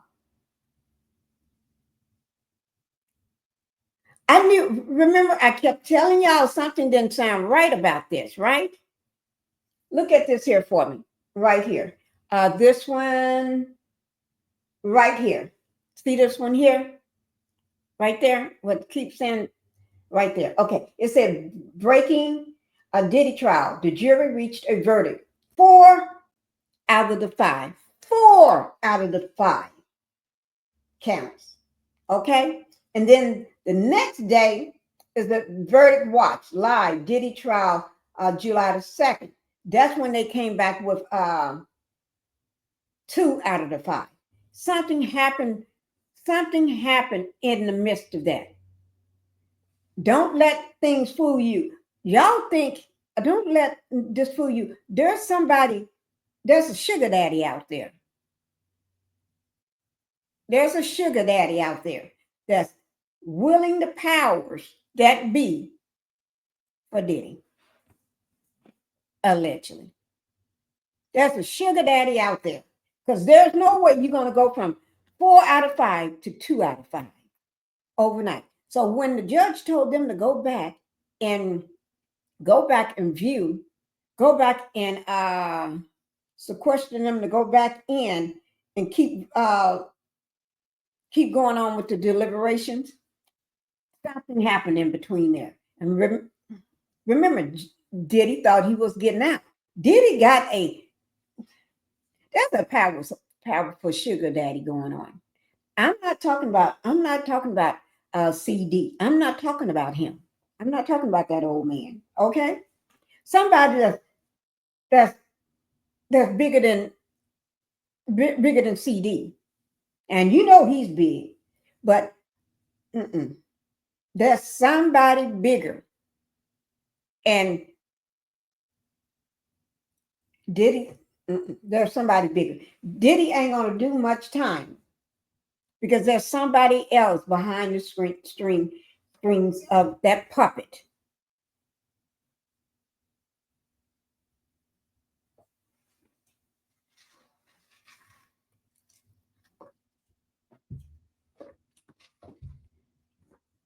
Linda Gamma, I'm drinking my ginger ale.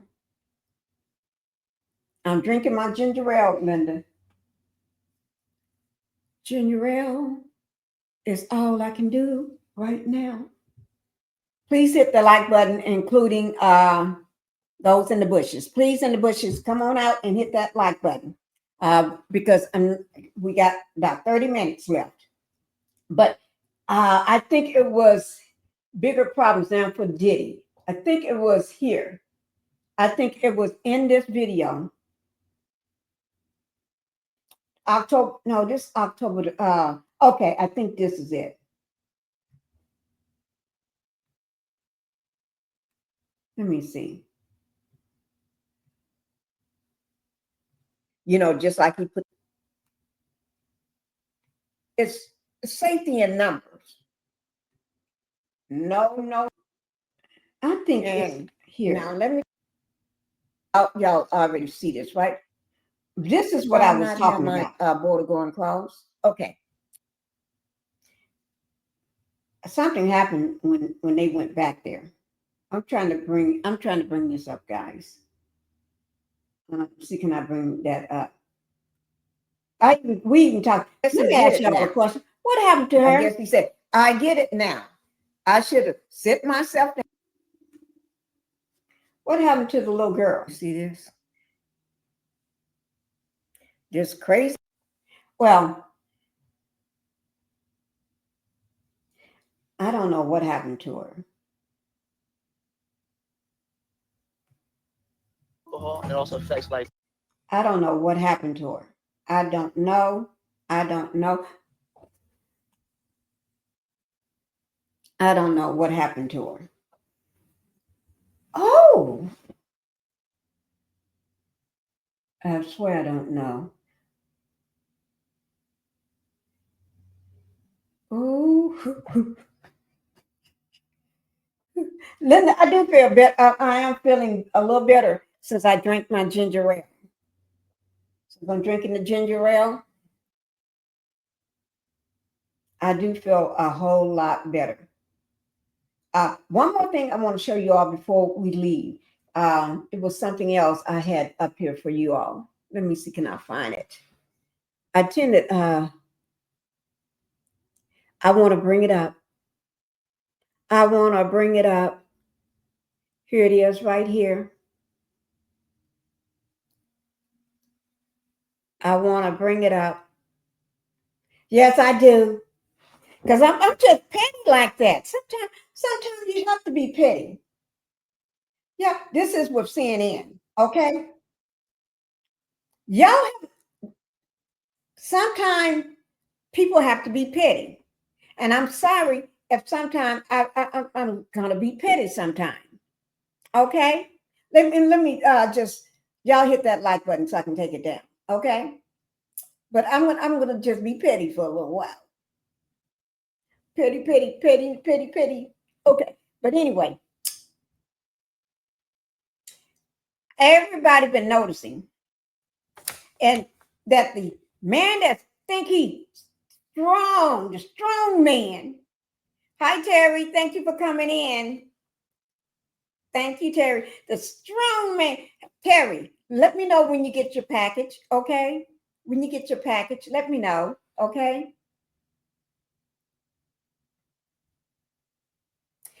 The strong man.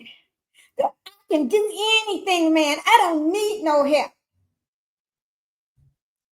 Yes, you do. Yes, you do, because you don't know what you're doing. But anyway, his ankles begin to swell up. His ankles. Okay, thank you. His ankles will begin to swell up. Guys, them ankles. Y'all want his ankles. These things right here. Well, I don't have no fat ankles. I don't even have no fat legs. But somebody look like they got a brace on their leg. That's what we reported last time. A brace you can tell from your back. I ain't talking about nobody, guys. I'm just telling you what I heard. And then them ankles, when he be sitting down, those ankles be that fat. Like, yeah. I ain't talking about nobody. I ain't talking about no. Y'all know I wouldn't do that. But and then on the back of the hand, somebody putting some makeup. What do you call that stuff? Some flesh color makeup, right there. You know why?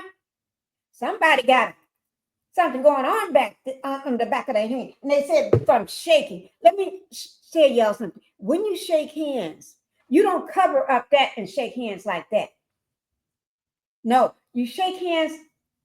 Shit. Well, y'all know what I mean. And do not cover up the back of your hand. That's why. And I'm shaking hands too much. That is a lie. If y'all believe that crap bull, don't y'all believe that? Y'all better trust me on this.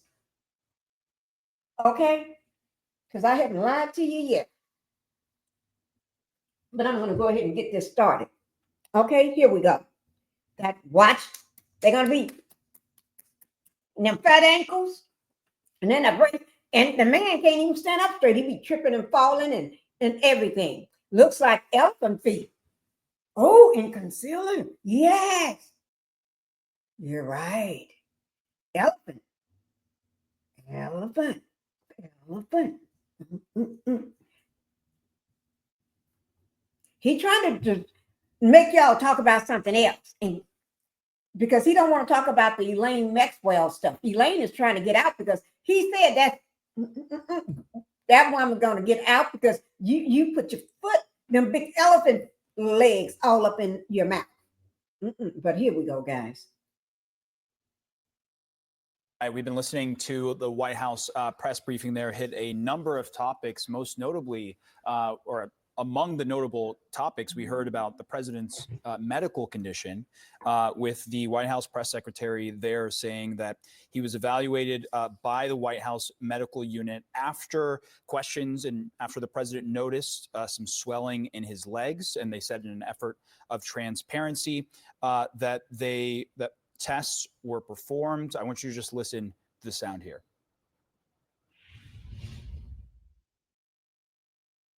Speculating about Bruce.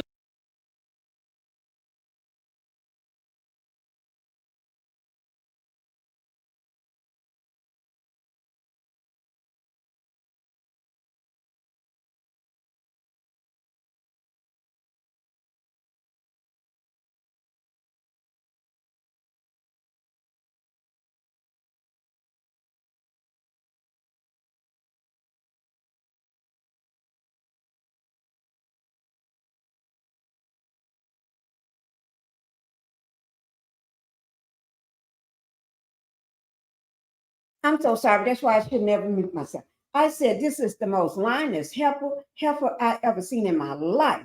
She lies about everything. She must be drinking she ain't drinking just his Kool-Aid. She is drinking the bodily fluids from him. Because I've never seen a woman lie that much for a man. Girl, you making yourself look crazy. And then you're going to get fired anyway soon. Ooh, my Lord, I've never seen nobody lie like this. Just looking at this woman makes me stick to my stomach. Bruising on the president's hand and also swelling in the president's legs. So in the effort of transparency, the president wanted me to share a note from his physician with all of you today. In recent weeks, President Trump noted mild swelling in his lower legs. In keeping with routine medical care and out of an abundance of caution, this concern was thoroughly evaluated by the White House medical unit. The president underwent a comprehensive examination, including diagnostic vascular studies. Bilateral lower extremity venous Doppler ultrasounds were performed and revealed chronic venous insufficiency, a benign and common condition, particularly in individuals over the age of 70. Importantly, there was no evidence of deep vein thrombosis or arterial disease. Laboratory testing included a complete blood count, comprehensive metabolic panel, coagulation profile, D-dimer, B-type natriuretic peptide, and cardiac biomarkers. All results were within normal limits. An echocardiogram was also performed and confirmed normal cardiac structure and function. No signs of heart failure, renal impairment, or systemic illness were identified. Additionally, recent photos of the president have shown minor bruising on the back of his hand. This is consistent with minor soft tissue irritation from frequent handshaking and the use of aspirin, which is taken as part of a standard cardiovascular prevention regimen. This is a well-known and benign side effect of aspirin therapy. And the president remains in excellent health, which I think all of you witness on a daily basis here. All right, let's bring in emergency physician, Dr. Jeremy. We know she just lied. And she know everybody gonna look that stuff up. And I already listened to one of the top people that looked it up. He got a serious condition. That's a serious condition. He ain't in no excellent health. If he was, he wouldn't be tripping and falling and stuff. And looking, oh, he's getting hunched over more by the day. He ain't walking up straight no more. Nobody ever noticed he's hunched over like this now? He's walking like this here. He's walking like that. Yeah, he's hunched over. Give me a break. I've never seen nobody lie. He's lying more than the people that go get the baby oil for the diddler. She makes me want to throw up. Oh my God, me too. I get sick just listening to her. Ooh, I've never seen. She act like she act. Oh Lord, I don't even want to see it. That's why I got my ginger ale. Then they told me to go get some ginger ale because I told her I had my stomach. I feel sick to my stomach when I was reading the stuff on the diddler in the beginning of the video. On the beginning of my life, I had to go get something to settle my stomach. I just feel so sick. Okay, I can't go past 2 hours. Okay, so we're going to finish up this. Fouls to talk a little bit about what we are hearing there. Doctor, take us through this because it's really two things that we're hearing. Chronic venous insufficiency, AB9, I think I heard her say when it came to the swollen ankles that have been observed. And then also she's saying bruising on the back of the hand due to aspirin regimen combined with a lot of handshaking. Take us through this. Thanks. Yeah, thanks for having me. First thing, I think that we're just hearing a lot of medical jargon such that even you're just mentioning AB9. I think you're hearing her just saying a benign condition. A benign condition is what is a benign and is common saying, condition. which is great, right? But it's always good to unpack all of these terms. So what happened here was good medical care so far, and it's basically not alarming information, and it's not surprising. The president is an older man. I believe he just turned 79 years old. He has had risk factors for this condition that they're talking about, which is called chronic venous insufficiency. And what that really means is that the blood that goes out of the heart has to return to the heart through the veins. And as we age, some of that blood flow back to the heart, that's called venous return, just slows down in some patients more than others. And that can lead to things like swelling. That can look like things that many people would be familiar with, like varicose veins. So this is a pretty normal part of aging. And especially for someone in the overweight to obese category, which is where the president has always been. And but the bigger concern, which was addressed in that information that we just heard about, is that symptoms like this do need to be evaluated for more serious conditions, and that is what happened. And I want to bring in cardiologist Dr. Bernard Ashby as well to this conversation, because to Dr. Faust's point, as the White House press secretary laid out, there is no evidence of deep vein thrombosis or arterial disease in what they laid out, even with this diagnosis of chronic venous insufficiency. Can you just break down what the concern may have been or would have been if there was deep vein thrombosis, and why the need to make that distinction was necessary?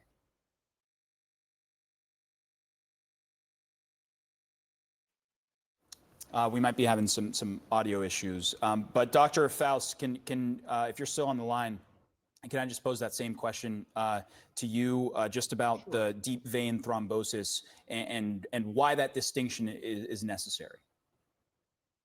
Yeah, this is the important thing. When people have symptoms, they want to get looked at to find out if there's a danger, or whether it's a relatively less dangerous, benign condition that's just causing some discomfort.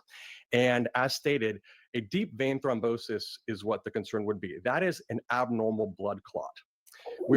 Our blood is always on this balance between how thick and thin it should be, and we have amazing bodies that keep our blood in a really narrow range of how thin or thick it should be for our own safety. Too thin, you bleed too much. Too thick, you make clots, which blocks off blood supply to vital organs. And so when you have, if your blood is a little too thick or a little too slow, in terms of getting back to the heart, which is this condition that the president does have, these blood clots can start to accumulate in places where they're not supposed to, or get too large to be safe. And the concern there would be, when that blood clot occurs, that it can actually then break off of the vessel where it's forming, usually in the legs, and travel up back to the heart. And then when it gets pumped back out, it can cut off blood supply chiefly to the lungs, but it can also go other places depending on individuals' anatomy and abnormalities. But these dangerous blood clots, they can be very dangerous. Some people can get these conditions diagnosed. They're called pulmonary embolisms in the lungs, blood clots of the lungs, and they can be benign and they can be treated. But some of them can be life-threatening. So it's an amazing spectrum of illness that we diagnose in ERs, where people have these blood clots, and the treatment can really vary from blood thinners by mouth or IV. But in serious life-threatening cases, some of these blood clots need to be removed actually in medical procedures, or we need to give medications that break those clots apart. So it's a spectrum of disease that can go from mild to life-threatening, and that is why the president was evaluated, to see if he had that condition of a blood clot, and fortunately he did not. Yeah, really good context there. And Dr. Ashby, as you're listening to what we're hearing from the White House here, they're describing this as benign, right? As something that isn't harmful to the president at this point in time. But let's take a look at his lifestyle, because he obviously has a very demanding travel schedule at times. We know that can certainly cause risk factors to circulation. There is his age. There is his history of, certainly he does play quite a lot of golf, but he doesn't have a history of really intensive cardiovascular activity. How do all of these things work together, and what kind of treatment or management might a doctor be looking at over time for someone of this age who is traveling a lot and sitting a lot? Yeah, so it appears that the White House physicians were also concerned about more than MECI, meaning that they did a number of tests that I overheard you say, or the edit say earlier. He had an echocardiogram, a BNP, which is a brain natriuretic peptide, and lower extremity ultrasounds. So essentially, they were covering all their bases, meaning that they were screening him for heart failure, which is a common cause of lower extremity swelling. In addition to that, they were concerned with increased pressure in his heart. So they did an echocardiogram and a BMP. And if those were abnormal, then you would be concerned with heart failure. So looking at the president's lower extremities or his legs, he had bilateral swelling. So it's less likely that's related to a clot in the vein and more likely related to things like heart failure, kidney failure, which are things that they alluded to and said that that was not the case. Now taking a step back, looking at the entire case, the president is obese. He is older, and I don't know if he has hypertension, but that's very likely or very common in his age group, particularly with his body habitus. So when you do have a condition like lower extremity swelling, bilateral, and a diagnosis of venous insufficiency, the question is it intrinsic to the veins? Meaning does the venous insufficiency that he has, is it related to bad valves, or is it related to increased pressure coming from the heart? And those can be related to things like weight, also things like sleep apnea, which he fits the kind of the prerequisite for, meaning that he has he's a big guy, he's obese, and more likely to have sleep apnea, which is a condition where you stop breathing at night. And that can also increase the pressure in the lungs, which can then cause a backflow to the body, and it can be seen as lower extremity swelling or what you saw in the picture. So again, even though he's diagnosed with a benign condition, but venous insufficiency by itself doesn't necessarily mean it's benign. The question is what's causing the venous insufficiency. And so I would want to know whether or not he has any evidence of, again, increased pressures in the heart or increased pressures in the lungs, which can be contributing to that. And if so, what is the primary cause of that? Is it sleep apnea? Is it heart failure? But again, this is all speculation. But I wouldn't take the benign diagnosis on his face. I would want to work him up a little bit more to figure out exactly why he has venous insufficiency. And the White House said they would send through some more detail. That's the White House. Well, she be lying. And you know they be lying too. They trying to make it sound good. So I don't believe nothing. I believe what this doctor just said. The one that just got through talking, yeah, I believe what he said.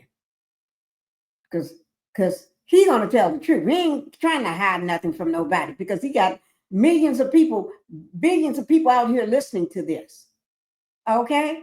And why put out false information when somebody may be suffering from the same thing? The White House and this potato head girl, she don't care. Put out false information. That's all she do. Put out false information, lies. Lying, your pants is on fire, little girl. Ooh, I can't stand her. She makes me sick too, Terry. She makes me want to throw up too.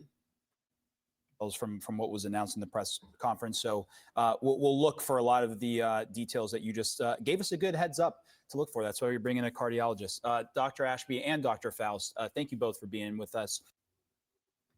I'm glad they was there because we would have to listen to more lies from that little potato head, that little squirrel lying for somebody.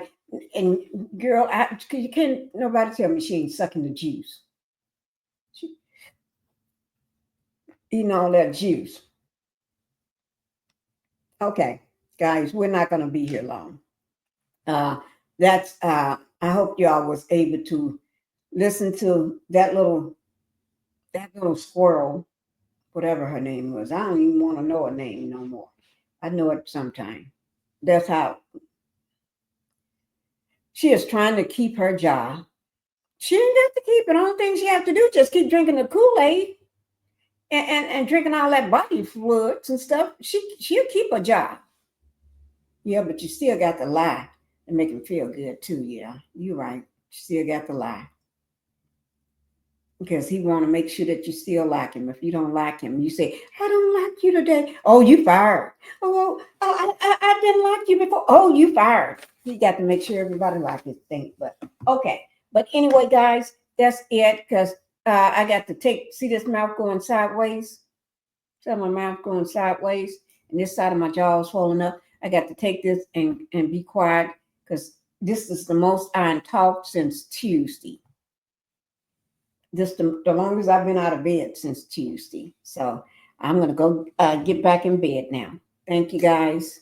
Thank you for being here and everything. And we got to get the rocking and rolling. Okay, guys, tomorrow is Saturday. I'm gonna try to do a live tomorrow. I really want to do a live tomorrow. I'm recovering. You're recovering from foot surgery? Oh my, Terry, how are you doing? What day is this? Is this how many days have you been recovering now?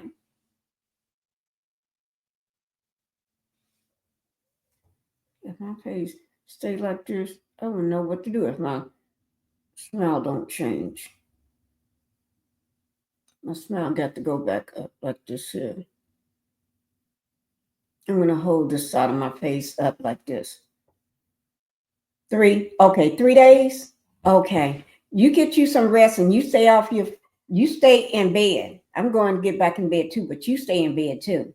Okay. And let me know when you get your thing, your package. All right. You should be getting it soon. And then there's something let me just see. Did I put something in there? Well, give me 1 second, Terry.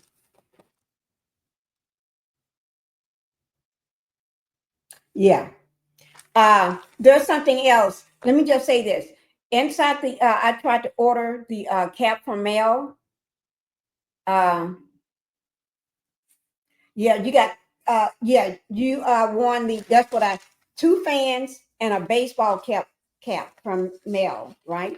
But I tried to order it doing the, and they was out of the color that you wanted. You wanted pink, because I got it written down, pink baseball cap. They was out of that. So what I did, I put something in there. So when it comes, I put what I did. I put I'm not going to say something in there. It's an envelope in there. So that way, when they do come back on sale, you get it. Okay. Put it like that. But you got your 2 fans in there and something else in there. So please be looking for it. Okay. I have no choice. I will. Okay. Thank you, guys. I'm going to go ahead and we're getting ready to get out of here. We're getting ready to get out. Yes. Bye-bye. Love you guys. Yeah, I'm tired of shit, and the coffee ain't hit yet. Damn, ain't that great.